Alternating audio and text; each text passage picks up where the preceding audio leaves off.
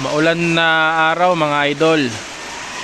Ayan, medyo bihira na tayo makapag-upload ng video tsaka makagawa ng mga tutorial natin tungkol dito sa mga natin, homebrew na mga antena mga idol. At yan, nahinto nga yung paggawa ko mga idol kasi maulan na naman. Laging maulan dito sa Camarines Sur.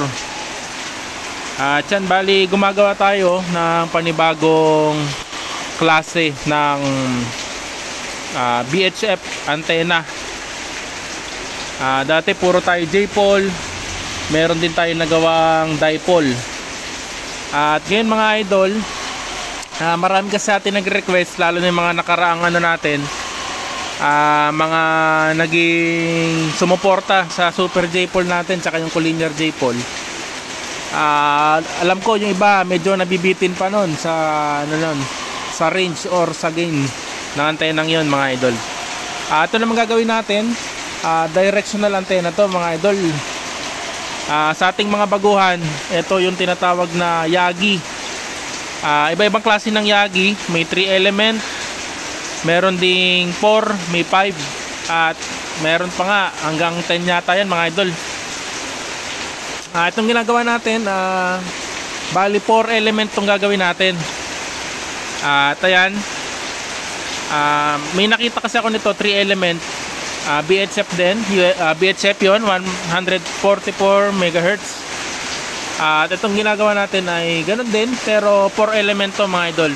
At nag-experiment tayo, bali ginamit kasi natin dyan 1/2 na round tube. Ito naman dito sa reflector natin, ayan yung reflector natin ay itong pinakadulo, ginawa nating 3/4. Mas malaki siya o mas mataba kumpara dito sa ating mga dito sa drive-in at yung director natin. Yan. Yung director, yung drive-in, ito yung lalagyan natin dito ng gamma match.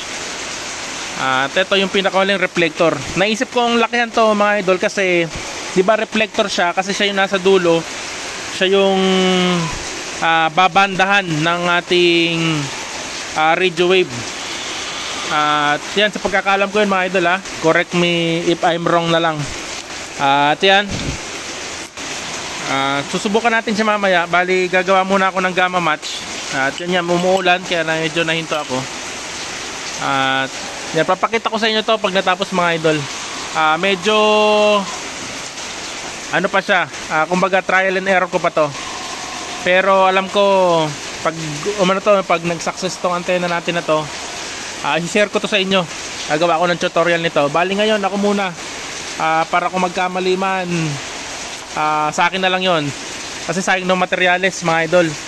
At yan, bimili nga tayo kaninang round tube. At sabi ko, tapusin ko muna tong 4 element na to, tapos gagawa ko ng tutorial nito mga idol.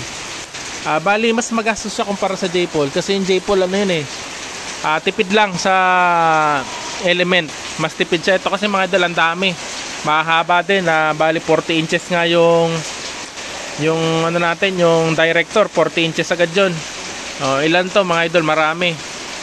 Tapos yung round tube, yung tubular natin, yan, mahal din yung tubular mas mahal to kumpara dyan sa mga round tube natin. Dyan muna mga idol, medyo nag-stop lang ako sa paggawa, nag-pause lang ako kasi nga malakas yung ulan. Papatuloy ko na ulit to, gagawa lang ako ng gamma match. At after nun, yan, susubukan na natin, pupunta tayo sa taas. Dyan mga idol, maraming salamat. Dyan, supportan nyo yung ating channel. Share tayo ng mga kaalaman natin dito.